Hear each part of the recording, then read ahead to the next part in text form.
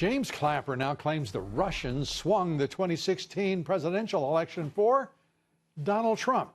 The former Obama intel chief's supposed bombshell comment contradicting the view of the entire intelligence community's formal assessment released after they thoroughly investigated the matter last year. And joining us now, former FBI Assistant Director, great American, and terrific friend of this broadcast. Good to see you, James. James Gallstrom. Nice to be here, Lou. Let's, I mean, I can't even believe the nonsense. It's unreal. From a former NDI. Yeah. Does he forget what his testimony was before the Congress? I guess he does. And I don't think it matters to him one whit whether he's caught in a lie or not. Yeah, the man needs some psychiatric help. And what about James Comey? Comey is, you know, we've been talking about, at least I have, among others, for about a year and a half now on Comey. Mm-hmm. And he's the guy with the biggest attitude and the biggest, he puts himself on this huge pedestal. The ego is just unbelievable. Yet, he has no common sense. And you know, to think that he could pull off this whitewash of a fraudulent investigation on Hillary Clinton, when the President Obama himself on at least 2 occasions said, there's no evidence against her, she's done nothing wrong.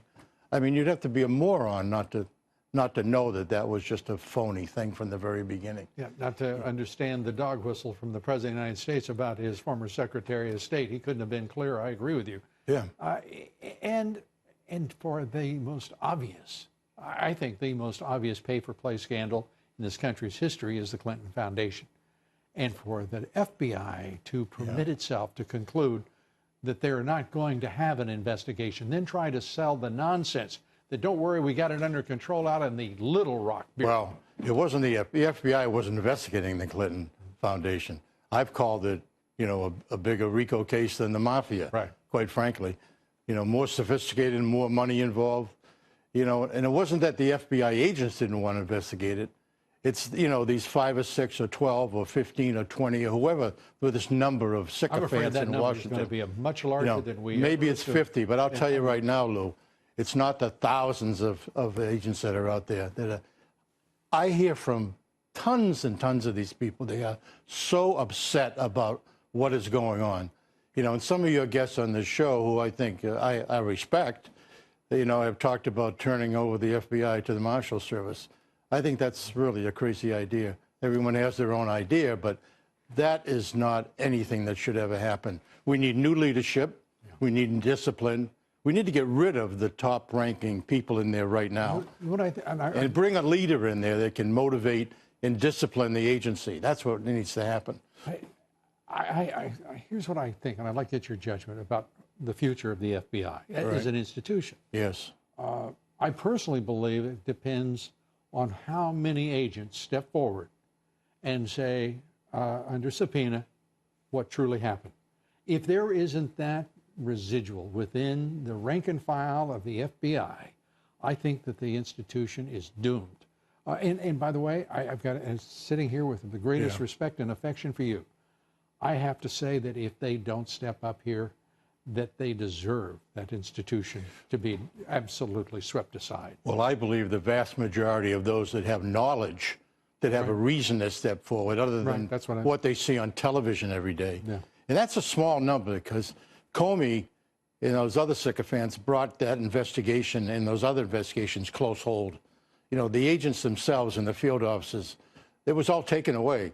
I mean, they called up the New York office and shut down the Clinton Foundation investigation. Right. They shut it down in Little Rock. It's not the agents that are out there. It's this group of people that perpetrated this fraud on the country and thought they could get away with it. I mean, it's just it's unbelievable what we're doing to a fine institution. I spent most of my adult life there. You know, I know what people go to work for every day there in the FBI. Well, you know, and it's a shame that this has happened, that we've put a series of bad leadership, and I'll include Bob Mueller in that. Absolutely. I mean, Mueller and Comey was a disaster. Comey, both working in the most highly politicized administration. They politicized the Justice Department, the FBI, the Internal Revenue Service. The list goes on. Obama, there's no part of that government they didn't politicize. Obama politicized the entire government. Yeah. You know, and he filled it with sycophants, and the people would succumb to the Stockholm syndrome. And I mean, it's just a tragedy what went on. You know, and guys like Brennan and Clapper and Comey. How did we ever create? How could they? John Brennan. I mean, what a this horrible. is a man who exudes evil. Yeah. I mean, all you have to do is watch the man. I know him. I can tell you that's a good feeling on your part, because he's really a psychopath, that guy. You know, and all his rantings and ravings and threatening people, you know, we got to clean this thing out. Including the President of the United States. Including the President of the United States. And here we've got the Deputy Attorney General threatening people. I mean, what is this? Yeah. Here's a guy who signed one of the renewals on the fraudulent Pfizer application. I mean, what is going on here? And today we don't even know whether the Gang of Eight, the heads of the House Intelligence and Oversight Committees, actually got to see the documents of origin leading to the special counsel. We don't know whether they were just briefed about it or were they patted on the head. And I mean, this conspiracy's been working for a long, long time. Yeah. You know, and this getting Donald Trump, whenever there was an inkling that he was going to win this thing, you know, there was a fifth column, a strong fifth column, and they're still there today. They're still there today. I keep saying to folks, and I will continue to say to folks, you know, it's not just that this president has had the guts and the intelligence to drive this, but to imagine what he withstands every day, and has had to withstand from the moment he ran for this. Yeah. I've known him for 43 years. And for him to stand up like he has, this country. And he's never not going to stand up, no matter what happens with these fools. I believe that wholeheartedly. Yeah. Jim, it's great to see you, and God bless you, Lou Dobbs. God bless you, James Carlstrom. Thanks for being here. But first, let's get back to this Russia probe here, because again, right now on Capitol Hill, you've got FBI Director Christopher Wray, Deputy Attorney General Rod Rosenstein, and other top officials. They are all briefing lawmakers, bipartisan lawmakers, on what sparked this probe. Was there an FBI informant in the Trump campaign? What about that Russian dossier? Why did nobody care who funded it? Did our Justice Department know who funded it? Well, if you listen to James Comey, when he did an interview with our own Brett Baier, he apparently didn't care. Because you know why? He didn't care about doing his job. He didn't do his job. This is basic. This is 101. I mean, FBI 101, right? You need to know the source of the information you're getting. You need to know who is financially behind the information you are getting. And yet, Mr. Comey didn't seem to care. Listen to what he said about that fake Russian dossier. Did you tell President Obama that the dossier was who it was funded by? No, not to my recollection. Did you want to know who it was funded by? I wanted to know what I knew, which is it was funded by people politically opposed to Donald Trump. Okay. Which particular opponents wasn't that important to me. Well, not important to you? And not important enough to tell the president who had funded it? I mean, once again, kind of basic. I think about myself as a journalist. I hear things all the time. I have to double check, triple check, quadruple check, whatever it takes. Check the sources. Know where that source is coming from. Know what is possibly motivating that source. So in the FBI's case, they apparently didn't care. They did not care that this was a quote-unquote dossier funded by the opposition, people who wanted to take down Donald Trump. Don't you think that information could have been kind of useful, Mr. Comey, when you were briefing the president? Don't you think that information could have been kind of useful for the FISA warrant, for the judge? Shouldn't the judge have known who had paid for this salacious document? There are a lot of questions, including whether or not the FBI actually had an informant in the campaign, and why they might have done that, and who the heck would have okayed it. Lots of questions right now. The president wants answers, and America deserves answers. That's why he's asking for a second special counsel, and we ought to get one. We ought to get one. We are owed one. Because we need to be able to put this to rest. We need to believe in our democratic institutions. We need to believe in all that we uphold as Americans. Here with reaction to tonight's breaking news and opening monologue, Fox News national security strategist Sebastian Gorka and attorney Victoria Tunsing.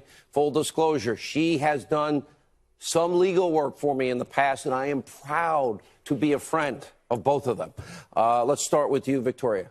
A lot to break down here tonight. Listen, Sean, since last December, my husband, Joe DeGeneva, and I have been saying that there was a brazen plot to clear Hillary Clinton and to frame Donald Trump if he became president. And now we're seeing that plot unravel. Listen, Brennan, Clapper, and I'm going to say it, the Obama White House targeted people on Donald Trump's foreign policy team. And the professor, they tried to get two of them, Carter Page and my client, Sam Clovis, who I hope will be with us sometime next week. And they didn't bite. But then they found the weak link, a 20-some-year-old George Papadopoulos. And here's what's been reported. And it's really, when you think about it, and I started researching it today, George Papadopoulos is told by a professor with close ties to the Kremlin that the Russians have Hillary's emails. That's in April. In May, George finds himself at a bar in London, and some gorgeous blonde comes up and starts buying him drinks. My goodness. And then she introduces him to her good friend, the Australian ambassador. And somehow the conversation goes to Hillary Clinton's Four-way emails. hearsay. Four-way hearsay. Hearsay is not admissible in court. You're the attorney, correct, Victoria? Yeah, but that doesn't matter here, for goodness sakes. He's just saying that he's just talking about Hillary's.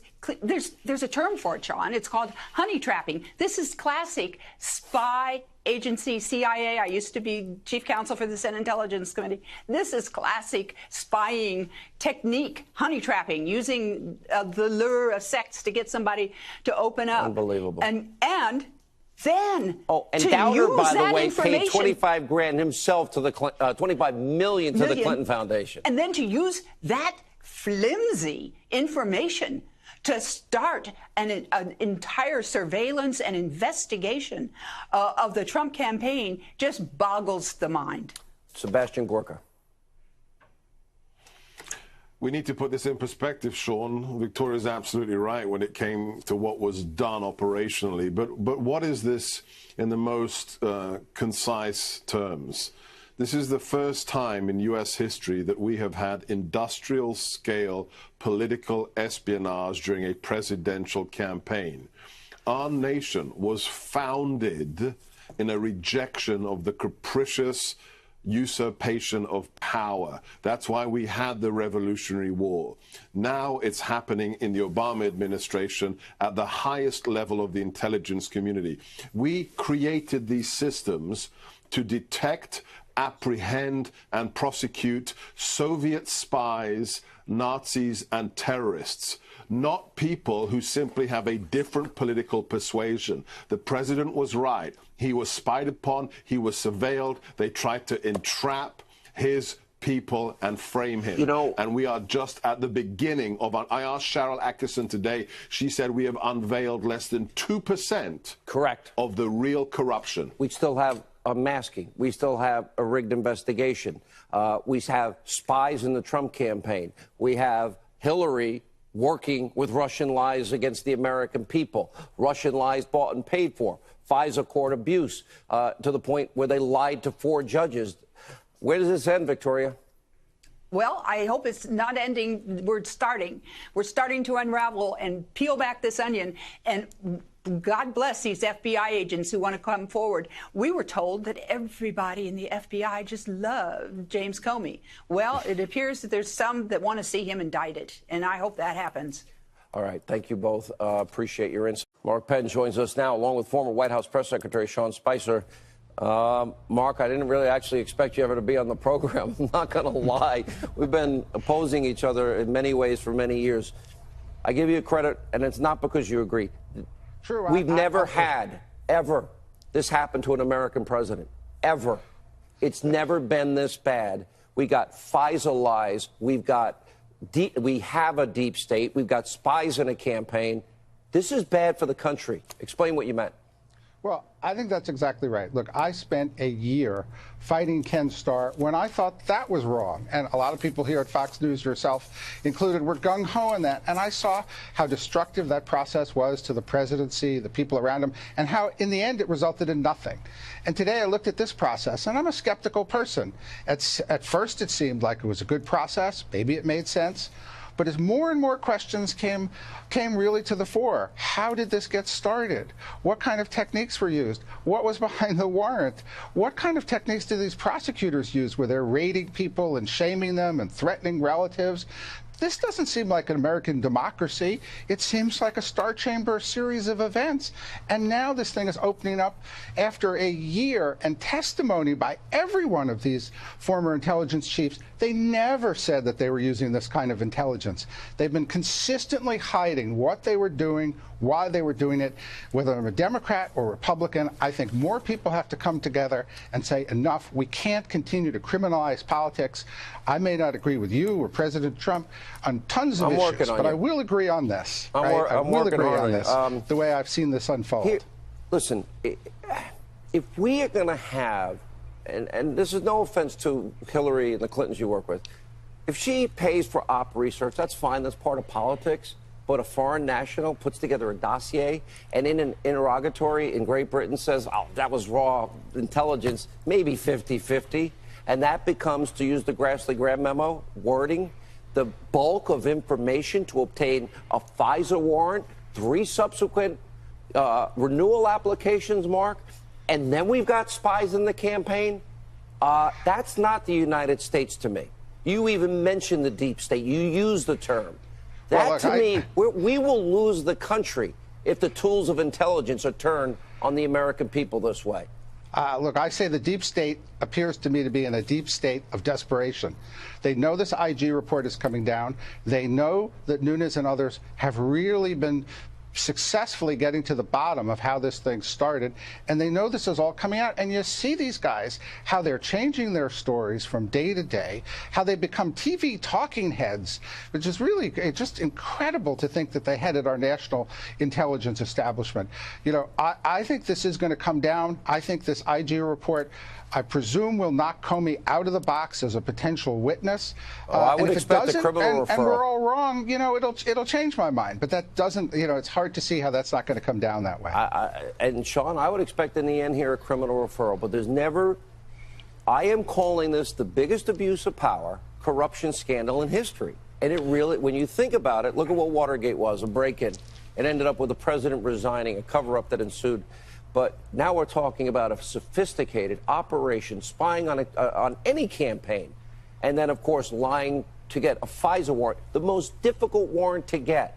You had to lie before a judge time after time and not telling them that this is op research paid for by the other party. Right, and I think the other thing that's important to note, you talked about it in the package leading up to this, but the stories of both Comey and Clapper in particular have continued to evolve and change as far as what they've originally said happened and what they say happened now. And as more information comes out, whether it's Devin Nunes or Trey Gowdy or others that are digging and getting into more and more of these, what happened, more questions are coming out that need to get answers. The president's right that we need to get to the bottom of this, find out exactly what happened, when it happened, who ordered it to happen, and why it was done. But we continue to have more and more questions come out the more that people dig in. And you look at people like Devin Nunes and Trey Gowdy, Richard Burr in the Senate, the more people ask questions, the more they get attacked. I think there's a lot of people who are very concerned about finding out the truth of what happened last cycle, why it happened, and who ordered it. I think, Mark, where are your liberal friends? This is interesting because Alan Dershowitz, and I agree with him on some issues, especially issues involving the Middle East, Israel, our closest ally.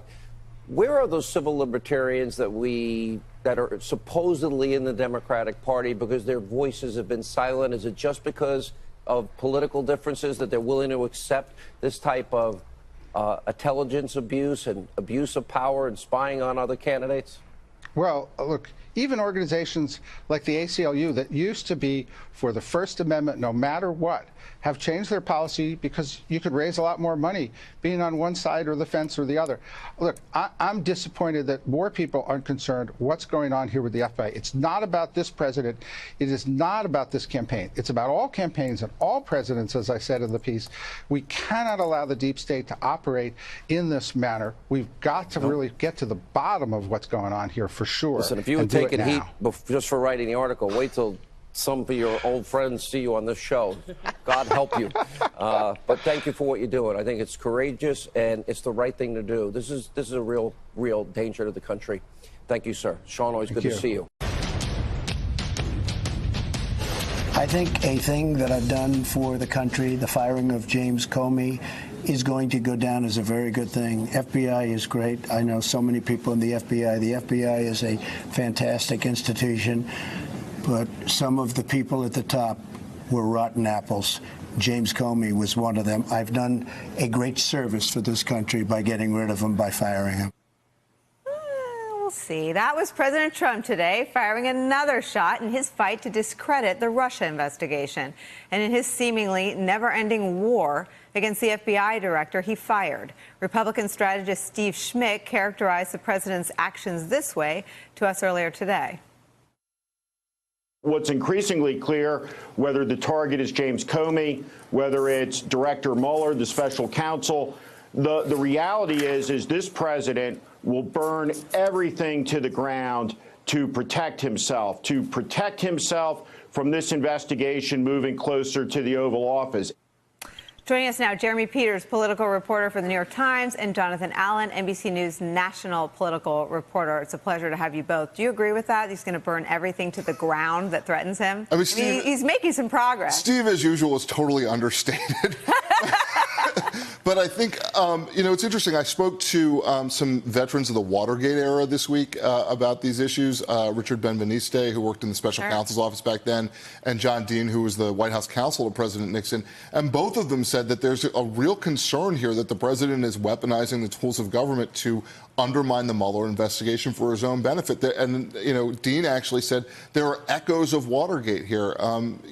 I think there's a lot of deep concern among institutionalists. And I don't mean this in an establishment way. I just mean people who care about the institutions of our government about what's going on with President Trump right now. I've heard some of their analysis. I mean, where are they today? If you've talked to them this week, where do they think the president has delivered us with this fake scandal, this manufactured tale of a spy, which was never true? There was a counterintelligence investigation underway because there were people in the Trump campaign who were so close to Russians that they were under surveillance, ostensibly to protect the country, to protect the campaign, and they kept that secret. So there was absolutely no political overlay.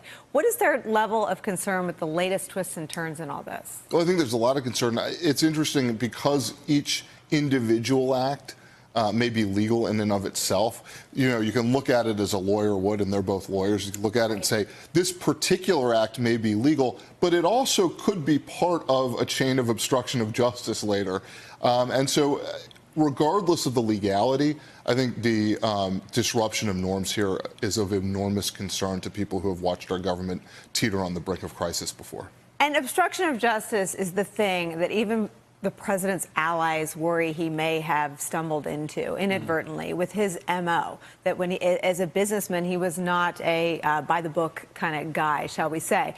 And the defense of Donald Trump from his pals goes like this. He was too loose-lipped and unorganized to have colluded with the Russians, but on obstruction, yeah, he could have some exposure. Do you think that's behind the character assassination of Jim Comey?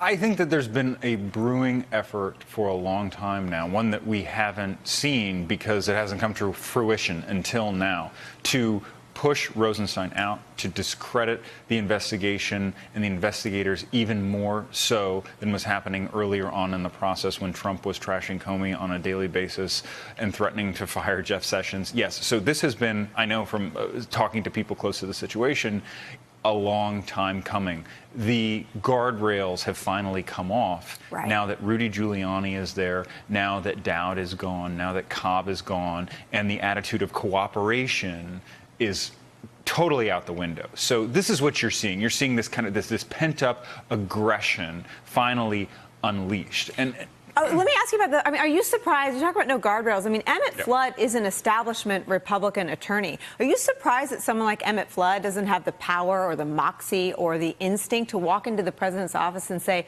"Hey, lighten up on the Comey trashing. He is a central witness in the Mueller investigation into you and obstruction of justice." But ultimately, the president is his own chief communications officer, chief strategist, chief legal counsel, and this is just how he's going to behave. There is nothing any advisor can do to stop the president from behaving the way he is, and that's why so many of them have quit. And going back to what John was saying earlier about the institutions being trashed here, President Trump will stop at nothing to discredit the institutions that are meant to keep leaders honest. That includes not only law enforcement, but Congress and their investigative power, the media, most especially, which he's come at us guns a-blazing, incredible venom and dishonesty. And you know what other institution is in real peril here? The Republican Party, because they have sat by complicit in all of this. Most of them, not all of them, but most of them. Everyone who's not retiring, unless I'm missing anybody. You guys have depressed me even further, but I love it. Hey there, I'm Chris Hayes from MSNBC. Thanks for watching MSNBC on YouTube. If you want to keep up to date with the videos we're putting out, you can click subscribe just below me, or click over on this list to see lots of other great videos.